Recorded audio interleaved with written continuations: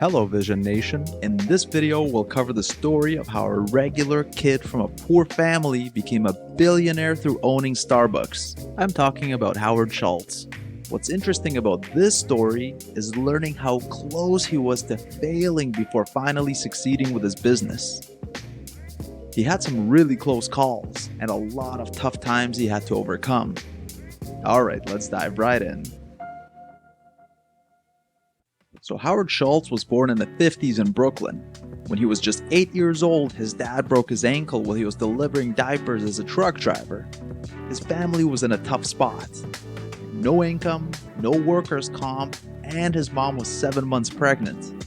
The parents would argue about what they'd have to do to survive, and who they could borrow money from. To help make ends meet, Howard got to work early. He had a paper route at 12 years old, and by 16 he was working in the garment district in Manhattan. He even gave part of his earnings to his mom to help the family. Howard knew that he needed a way out of there, and luckily he got a football scholarship to Northern Michigan University. During those years, Howard worked hard to pay for his education. Sometimes he even gave blood just to make some extra cash. After graduating with a degree in communications, he went back to New York and got a job with Xerox in their sales training program. Then he spent close to 4 years making cold calls in Manhattan selling Xerox equipment. That's right, he was knocking on doors of offices in Midtown Manhattan trying to get good prospects. That's also around the same time that he met his wife, Sherry Kirsch. Now, Xerox was great, but Howard wanted a bigger challenge. So he interviewed for a job as a general manager at a company called Hammerplast. And that's where he started selling Swedish-designed kitchen equipment. This guy was in his late 20s and he was already managing a team of 20 sales reps. That's some serious hustle right there. And the job came with amazing perks. A salary of $75,000, a company car, an expense account, and unlimited travel. Howard thought he had it made. A few years into that job, something caught his eye.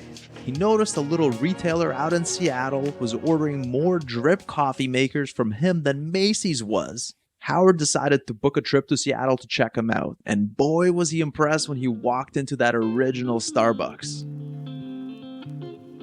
Now, most people think that Howard started Starbucks, but the company was around for a full decade before he first knew about it. Back then, most people thought coffee came from a can, but these guys at Starbucks were roasting and grinding their own coffee beans that they would buy and import themselves.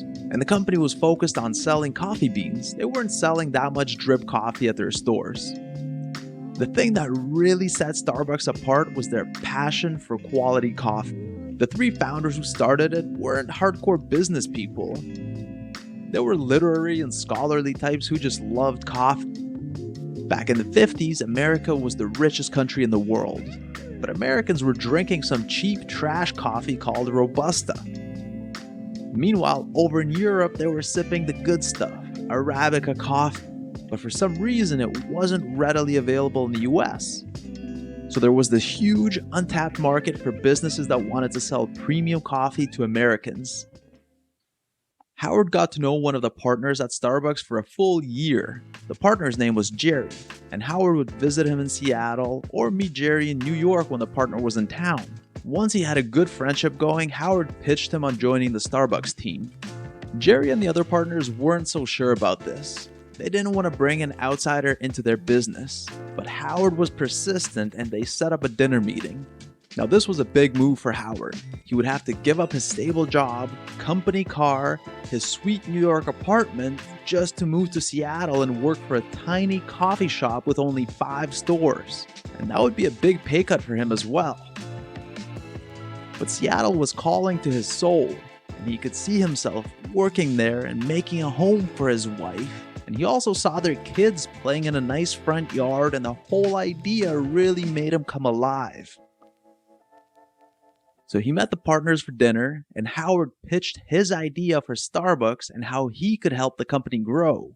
He thought the meeting went really well, and everybody seemed to be on board. But then the next day, Jerry called and said that the other partners didn't want to go ahead with the plan. Howard was devastated by the news. Now, most people in his situation would just say, okay, time to move on, but not Howard. He called Jerry back the next day and he was like, "Listen man, you're making a big mistake here." Howard spent the whole phone call selling his vision, showing his love for coffee and his belief in the Starbucks brand. And you know what? It worked. Jerry came back the next day and offered Howard a small piece of equity and a job at Starbucks. But it wasn't all that easy. Here's the kicker. Howard's move to Seattle for his new job meant that his wife Sherry would have to give up her interior design career. Seattle's just not the hot spot for that kind of thing like New York was. And if that wasn't enough, just when they were getting ready to pack up and hit the road, they found out Howard's dad got hit with a cancer diagnosis with only a year to live. It wasn't easy for Howard, but after talking things through with his family, he ended up moving to Seattle to follow his dream. He joined Starbucks as their director of retail operations and marketing. After the move, he worked his butt off, doing every type of job from working behind the counter to even roasting the beans himself. Then he took this trip to Italy for a trade show and he was blown away by the coffee house culture there. He saw how coffee brought people together and created a sense of community, and he wanted to bring that same experience to Starbucks. So he went back to Seattle and pitched his idea to the Starbucks founders, but they weren't feeling it. They were like, "Nah, we're in the bean business. We're good sticking to our bread and butter." But Schultz wasn't going to take no for an answer. He was persistent until they finally let him open up a coffee bar in one of their stores.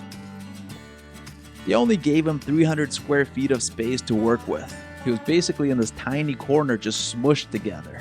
Soon enough, that store was serving 800 customers per day. That's at a time when their other busiest locations would serve an average of 250 customers. Now, even with all the success that Howard was having, with his little counter serving lattes and freshly brewed coffee, the other partners didn't want to get into that sort of business. They saw themselves as selling coffee beans and wanted to stick with that. Howard realized that the only way this could work is if he went out on his own and started up his own coffee chain. Now you might be asking, why would he do such a thing? Well, think about the motivations here. Working at a Starbucks was okay. He had a small amount of equity in the company, but the owners didn't want to grow the company. They were comfortable having their big equity stake and collecting the checks from the profits. Obviously, Howard was an ambitious guy, and there was just no way he could become wealthy if he stayed there. So he wanted to do something where he could own a lot of equity and really grow the business and get rich in the process. So he planned this out for months and finally made the move to start his own coffee shop. The crazy thing is that in the middle of all of this, his wife Sherry found out that she was pregnant, and without Howard's Starbucks salary, she would have to go back to work soon after the baby was born. But that didn't stop Howard because he was so committed to making this business a success, even if it meant some lean years in the Schultz household. Now look, I know some of you might be thinking that Howard was crazy for putting everything on the line for the business, but that's what it takes to reach the upper echelon of business success. Howard planned to name his new coffee house Il Giornale, which is Italian for the daily newspaper. Getting that seed funding for the business was no easy feat. Howard faced tons of rejection before he finally scrounged up the $400,000 he needed to open up his first store, and he still needed more money so that he could expand into multiple locations. The guy was 32 years old, barely a couple of years on the West Coast, and he didn't have any connections to the wealthy folks in Seattle. He had to pitch his idea to over 240 people, and 220 of them said no. Can you imagine? That's a 90% failure rate. Talk about a humbling experience. He had a baby on the way, no salary, and the weight of the world on his shoulders, but he kept pushing forward. Half the battle was just maintaining his enthusiasm, even when he was feeling crushed on the inside after all those rejections. He scraped together enough cash to open up his first store, but he had so many expenses that on a handful of times he came this close to not making payroll. And the crazy thing is that when he signed a lease for their second location, he didn't even have enough cash to pay for it. He had to beg and plead with investors to get more capital for the business. So in those early few months of the business, he was on the edge of a cliff just barely hanging on. Yeah, they were a scrappy startup. I mean, they were slicing meats for panini sandwiches in their little boardroom. The whole room smelled like cured meats. And this was right next to Howard's office where he was on the phone with investors. It was wild. Even with all those speed bumps, after launching their first shop, they proved that the core idea worked. In just 6 months, they were serving over 1,000 customers a day in his tiny 700 square foot store. He had a handful of employees and everyone in the office was working 12-hour days to make this vision a reality. After opening their second store just 6 months after the first, they went international for their third location and opened up a shop in Vancouver. Kind of a weird move, right? But Howard wanted to show investors that this concept would work outside of Seattle, even if that meant more complexity dealing with all of the administrative and logistics of a separate country. Then, all of a sudden, an opportunity presented itself. The original owners of Starbucks wanted out of the game and Schultz proposed buying the whole company for a cool $4 million. But then, one of Schultz's investors saw what was going on and decided to make his own offer to buy Starbucks himself. So Schultz and this other guy had competing offers. This other guy's plan was to dilute Schultz along with all the other investors in the company and to gain control so that he could fire Howard if he wanted to. Talk about a sneaky, ruthless move. Howard didn't like this and it was completely uncalled for. So Howard agreed to meet with this investor in a boardroom where the other guy basically yelled at Schultz and threatened to ruin his career if he didn't take the deal. And this other investor was very prominent, so it was a serious threat. I mean, can you imagine that? Howard had put in so much work, doing 12-hour days and putting everything on the line for this business. And now it was all hanging by a thread. After that intense meeting, Howard walked out and just started crying right there in the lobby. It was a heartbreaking moment. It looked like all his hard work would be wiped out. But after taking some time to compose himself, he brushed that off and started working hard to come up with his own counteroffer. He proposed a plan that would be fair to all investors, giving them all a chance to invest in Starbucks. This was different from the other guy's plan. That guy's plan was more focused on enriching the wealthier investors at the expense of everybody else. And after some seriously stressful weeks, Howard managed to raise the $3.8 million they needed to buy Starbucks. Let me tell you, that was a crucial moment that could have gone terribly wrong. He was facing off against one of the bigwigs in Seattle, but he didn't back down. And in the end, Howard won. So let's take a step back here. Schultz was 34 and now he owned Il Giornale and Starbucks. He was now responsible for over 100 employees.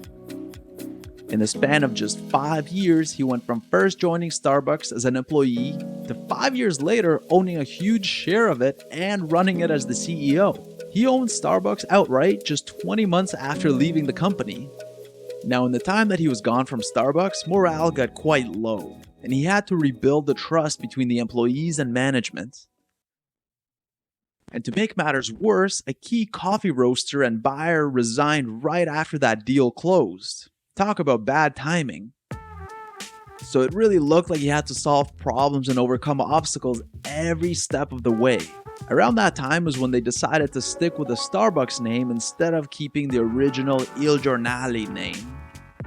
Now, Howard had to keep raising money.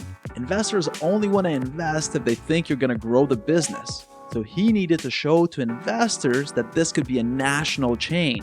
So they expanded Starbucks to Chicago and later to California. They were trying to open as many stores as possible. Howard knew he had to move fast because if some other consumer packaged food companies started selling gourmet coffee, Starbucks could be in trouble. That's why they kept on opening so many stores so quickly. They had to establish a relationship with their customers before any competition caught on. This meant that he had to go back to raise multiple rounds of funding from investors. having to convince them each time that his plan was solid and that the chain would succeed. A few years after purchasing Starbucks, it was finally starting to make a profit. Howard had a bit of money to spare, so he decided to offer things like healthcare and company stock options to employees. That sort of stuff really lowered their staff turnover compared to their competitors.